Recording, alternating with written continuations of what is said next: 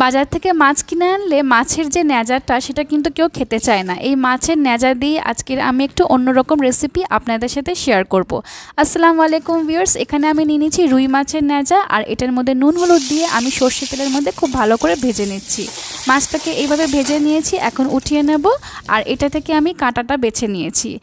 এখন ওই সেম কড়াইতে আমি দিয়ে দিলাম আরও কিছুটা সর্ষের তেল, দিয়ে দিচ্ছি এখানে গোটা জিরে, আর দিয়ে দেবো পেঁয়াজ কুচি।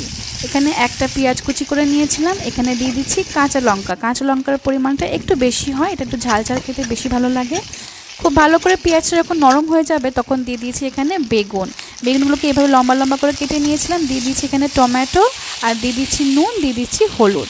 খুব ভালো করে ভেজে নিয়েছি। আর ভাজা ভাজা হয়ে গেলে এর মধ্যে দিয়ে দিচ্ছি আমি বেছে রাখা মাছটা। আবারও খুব ভালো করে ভাজা ভাজা করে নেব। দিয়ে দিচ্ছি উপর থেকে ধনেপাতা কুচি। রেডি আজকের এই রেসিপি গরম গরম ভাতের সাথে। আল্লাহ হাফেজ।